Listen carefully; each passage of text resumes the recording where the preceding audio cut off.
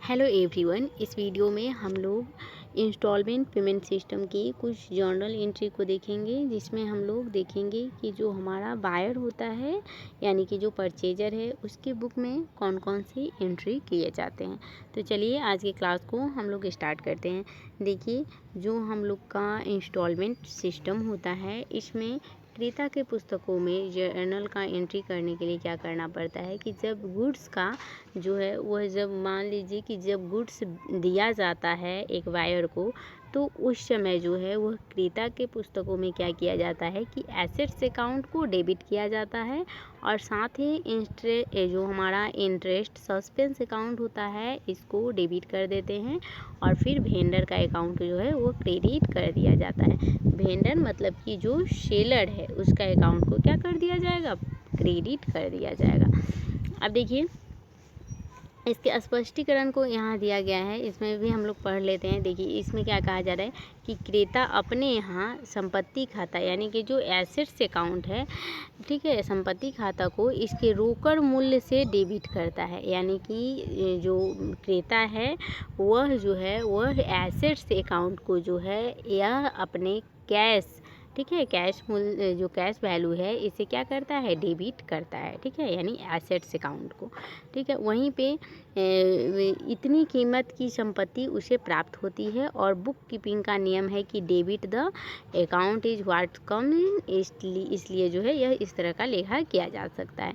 अब देखिए, यहाँ कहा जा रहा है कि एसेट्स चूँकि क्रेता के पास आया है तो डेबिट और क्रेडिट का नियम आप लोगों को पता होगा कि क्या होता है कि ऑल एसेट्स जो होता है वह डेबिट, और जो यदि व्यापार में कोई संपत्ति आ रहा है तो उसको डेबिट और जो संपत्ति जा रहा है उसको हम लोग क्रेडिट करते हैं, ठीक है।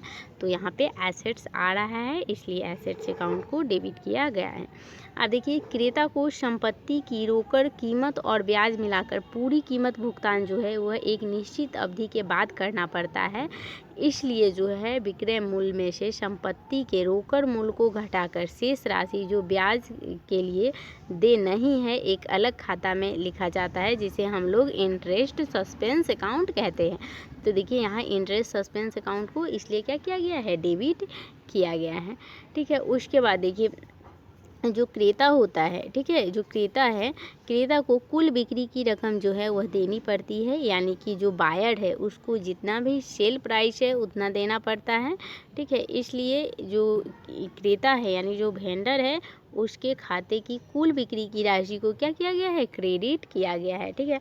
तो आप लोग इस एंट्री को याद रखिएगा कि जब इंस्टॉलमेंट पेमेंट सिस्टम में जब माल की डिलीवरी की जाती है, ठीक है, यानी सुपुर्दगी करते समय जो होता है वह बायर जो है अपने बुक्स ऑफ अकाउंट में क्या करता है कि एसेट्स अकाउंट को डेबिट करता है, इंटरेस्ट सस्पेंस अकाउंट को डेबिट करेगा और टू वेंडर अकाउंट क्या हो जाएगा, क्रेडिट हो जाएगा। तो देखिए, इस तरह से जर्नल एंट्री भी पूछा जा सकता है कि क्रेता जो है वह अपने बुक में जब माल की सुपुर्दगी होगी तो क्या कौन चीज़ को डेबिट करेगा और किस चीज़ को क्रेडिट करेगा। तो यहाँ पे एसेट्स अकाउंट को डेबिट करेगा चूँकि एसेट्स आ रहा है, और देखिए इंटरेस्ट सस्पेंस अकाउंट को डेबिट करेगा और टू वेंडर अकाउंट क्रेडिट हो जाएगा, ठीक है। अब चलिए हम आगे देखते हैं।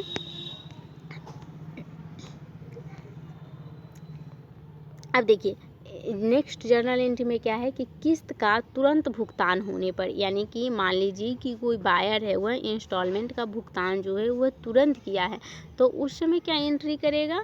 तो देखिए, क्रेता द्वारा यदि किस्त का भुगतान की राशि नकद भुगतान किया गया है तो क्या करेगा कि वेंडर अकाउंट क्या हो जाएगा, अकाउंट डेबिट हो जाएगा। चूँकि किस्त दिया है तो पाने वाला कौन हुआ, वेंडर हुआ, तो वेंडर अकाउंट को क्या करेंगे, डेबिट करेंगे, और जा क्या रहा है उसके पास से, कैश जा रहा है, तो कैश अकाउंट को क्या कर देंगे, क्रेडिट कर देंगे, ठीक है। ये तो आसान है।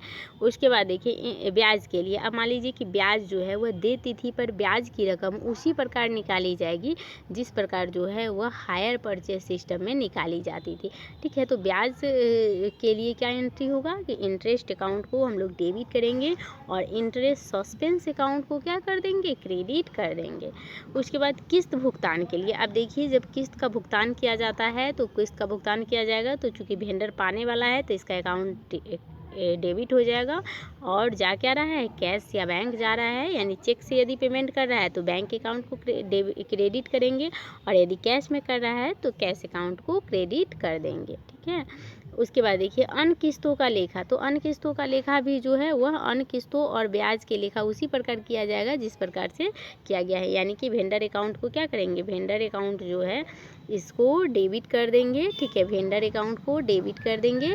और टू क्या कर देंगे, टू कैश या फिर बैंक अकाउंट। ठीक है, यानी कि यदि कैश में पेमेंट हो रहा है तो कैश अकाउंट को क्रेडिट कर देंगे, और यदि बैंक चेक से भुगतान किया गया है तो बैंक अकाउंट को क्रेडिट कर देंगे। ठीक है, तो किसी भी इंस्टॉलमेंट का जब पेमेंट किया जाएगा, ठीक है, तो इसका जो एंट्री होगा वो सेम होगा।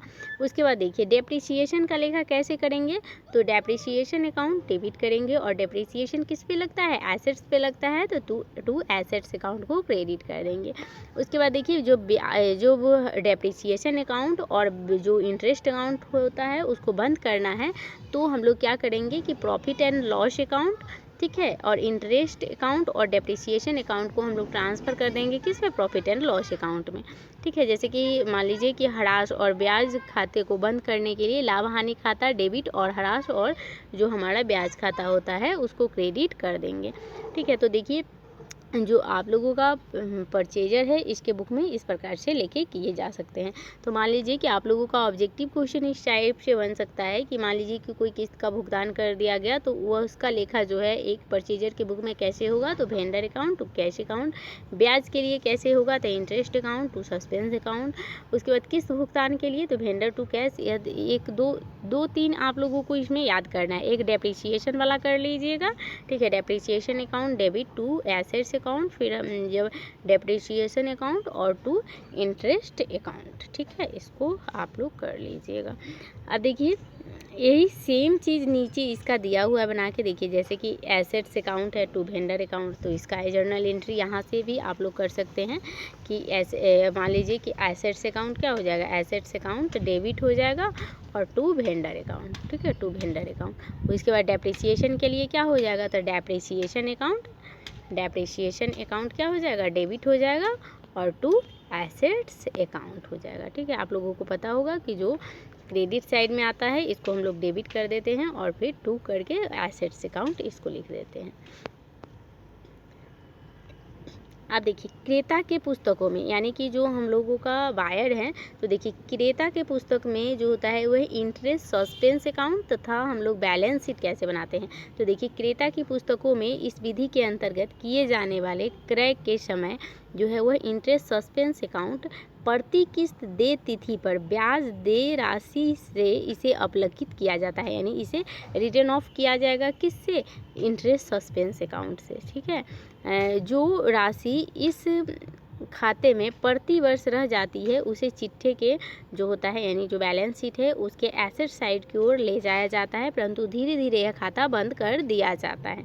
ठीक है, तो देखिए जो क्रेता के पुस्तकों में जो इंटरेस्ट सस्पेंस अकाउंट होता है, ठीक है, तो क्रेता के पुस्तकों में इंटरेस्ट सस्पेंस अकाउंट को क्या किया जाता है कि जब हम किस्त का भुगतान करते हैं, ठीक है, यानी कि किस्त की दे की तिथि पर ब्याज जो होता है, ठीक है, यानी कि इंटरेस्ट के लिए जो भी अमाउंट दे होता है इसको रिटर्न ऑफ कर दिया जाता है। ठीक है, यानी इंटरेस्ट सस्पेंस अकाउंट से इंटरेस्ट के लिए जो पेएबल राशि है उसको रिटर्न ऑफ कर दिया जाता है, और जो राशि जो है यानी मतलब कि भुगतान करने के बाद यानी रिटर्न ऑफ करने के बाद जो भी राशि इस खाते में जो है वह यदि मान लीजिए अपलिखित होने के बाद रह जाती है, यानी मान लीजिए कि कोई अमाउंट है और वह बच गया, तो उसे क्या करते हैं हम लोग बैलेंस शीट के, ठीक है, उसको बैलेंस शीट के एसेट साइड में जो है उसे हम लोग दिखा देते हैं। उसके बाद अब क्रेता की पुस्तकों में हो गया। अब देखिए अब विक्रेता की पुस्तकों में किस प्रकार से लेखा किया जाएगा इंस्टॉलमेंट पेमेंट सिस्टम में। तो देखिए विक्रेता की पुस्तकों में कैसे लेखा किया जाएगा, तो बिक्री के समय क्या किया जाएगा, ठीक है, तो देखिए बिक्री के समय क्या किया जाएगा, बायर अकाउंट को, अब देखिए उसमें क्रेता के पुस्तकों में हम लोग क्या करते थे कि उसमें हम वेंडर अकाउंट लिखते थे, ठीक है, यानी सेलर के अकाउंट लिखेंगे। लेकिन चूंकि यहाँ विक्रेता के पुस्तकों में किया जा रहा है तो यहाँ क्या लिखा जाएगा, बायर का अकाउंट लिखा जाएगा। उसके बाद to sales account, to interest suspense account लिखा जाएगा। उसके बाद देखिए बिक्री के समय प्राप्त रोकड़ के लिए, अब देखिए मान लीजिए कि सेल के समय जो कोई सेलर है और वह कोई गुड्स या फिर कोई एसेट्स बेच रहा है, तो उस समय जो प्राप्त रोकड़ के लिए वह किस प्रकार से करेगा एंट्री, तो क्या करेगा, कैश एंड बैंक अकाउंट को डेबिट करेगा, टू बायर अकाउंट को क्या कर देगा, क्रेडिट कर देगा, ठीक है। तो इस तरह से इसका लिखा हो जाएगा। उसके बाद देखिए किस्त की राशि के लिए, तो किस्त की राशि के लिए यानी इंस्टॉलमेंट के लिए क्या होगा कि इंटरेस्ट सस्पेंस अकाउंट को क्या किया जाएगा, डेबिट किया जाएगा। उसके बाद टू इंटरेस्ट अकाउंट क्रेडिट कर दिया जाएगा। उसके बाद यदि मान लीजिए कि रोकड़ खाता डेबिट और क्रेता का जो खाता है वो क्रेडिट किया जाता है, ठीक है, यानी कि यदि मान लीजिए कि इंटरेस्ट सस्पेंस अकाउंट डेबिट और इंटरेस्ट अकाउंट क्रेडिट किया जाता है, ठीक है, और दूसरा एंट्री क्या होगा, cash account, to bank account, to buyers account. अब देखिए अन्य किस्तों के संबंध में भी वही लेखे किए जाएंगे, यानी कि जब भी किस्त के राशि देना होगा, ठीक है, यानी जब भी किस्त के राशि जो है वो विक्रेता को मिलेगा तो हम लोग एंट्री सेम करेंगे, ठीक है, जैसे interest suspense account to interest account, फिर cash and bank account to buyer account, ठीक है। तो इस दोनों लेखा जो है जब भी इसे इंस्टॉलमेंट का पेमेंट होगा तो एंट्री जो है वो सेम ही होगा। अब देखिए ब्याज खाते को बंद करना, ठीक है, यानी कि जो हमारा इंटरेस्ट अकाउंट है उसको बंद करने के लिए क्या करना पड़ेगा, तो देखिए वर्ष के अंत में ब्याज खाते को बंद